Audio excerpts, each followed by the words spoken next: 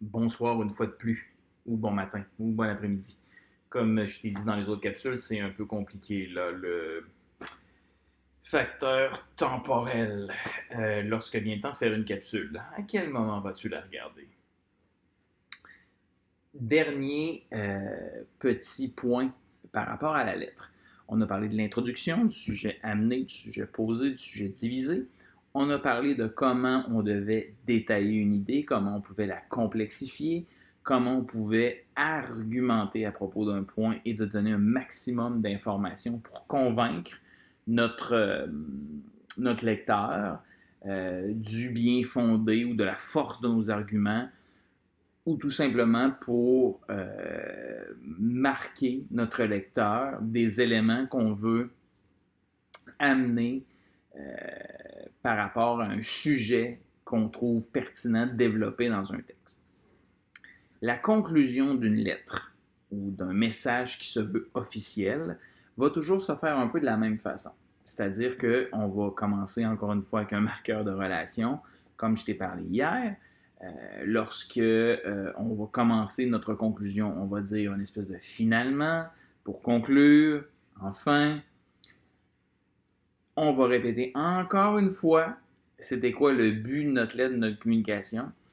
Euh, En conclusion, monsieur le directeur, je vous répète que je suis la meilleure personne pour être l'enseignant de sixième année l'année prochaine en compagnie de Madame José, car je suis ponctuel, j'adore la littérature et j'ai une magnifique chevelure. Donc, on va répéter nos arguments qui visent à nourrir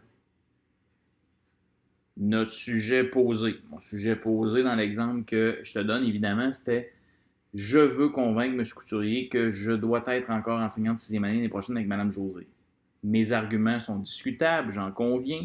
J'ai donné 3 arguments qui peuvent être bons ou mauvais, tout dépend de comment je les ai décortiqués, je les ai expliqués. Dire que je suis ponctuel, à être à l'heure, est-ce que c'est suffisant pour être un bon prof? J'en doute. Je ne sais pas comment j'aurais pu développer ce point-là pour qu'il devienne fort.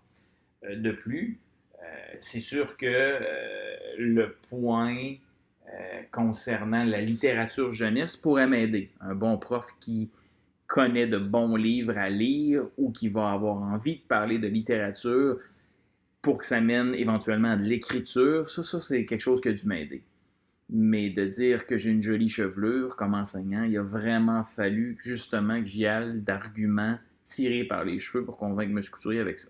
Bref, pour revenir à mon sujet principal, quand on écrit le dernier paragraphe d'une lettre, d'un message officiel, on y va avec un marqueur de relation, pour finir, virgule, on répète une fois de plus notre sujet posé de la lettre, on va répéter encore très très brièvement c'était quoi nos arguments, et on va y aller ensuite d'une, deux, trois phrases qui visent à fermer le sujet une fois pour toutes, en essayant euh,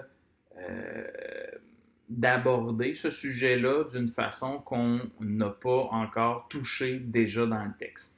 C'est pas facile, c'est pour ça que souvent, on va essayer de regarder vers l'horizon. C'est-à-dire que si dans le texte, j'avais comme sujet amené au début, comme cette semaine, c'est l'affectation et qu'à chaque année, on doit toujours à ce moment-ci de l'année décider dans quelle classe ou quelle école nous allons travailler, nous, les enseignants de la commission scolaire de la capitale. Monsieur Couturier, je veux rester prof de sixième année. Bon, ça c'était mon sujet posé. Je t'ai parlé de mes arguments tantôt. J'ai développé mon texte. J'arrive à la fin. Pour terminer, M. Couturier, je vous répète que je suis le meilleur enseignant pour travailler avec Mme José l'année prochaine parce que je suis ponctuel, j'adore la littérature jeunesse et j'ai une jolie chevelure. Et là, c'est là qu'on peut essayer d'aller ailleurs un peu avec notre sujet. J'espère vous avoir convaincu, M. Couturier, de me prendre comme enseignant de sixième année l'année prochaine. Bien évidemment, je suis conscient que les défis qui nous attendent l'année prochaine, après cette situation très particulière dans le monde avec le coronavirus, je suis conscient que, bon, évidemment, je parle, donc à l'écriture, ce ne sera pas comme ça. Bien évidemment, virgule, Monsieur Couturier, virgule, je suis conscient qu'avec les défis que nous amèneront le coronavirus l'année prochaine, virgule, je devrais faire toujours plus et mieux pour être à la hauteur des élèves qui vont m'arriver l'année prochaine, avec quelques petits défis supplémentaires, parce que nous avons manqué beaucoup de jours d'école. Sachez que je serai à la hauteur si vous me faites confiance. Merci et bonne fin de journée. Donc, une conclusion dans une lettre, je le répète, on arrive avec notre marqueur de relation, on ramène notre sujet posé, on résume très brièvement nos arguments ou nos informations qu'on a développées dans la lettre, et par la suite, ce qu'on va faire, c'est qu'on va essayer d'élargir un peu notre sujet, on va essayer d'aller ailleurs, on va essayer de dire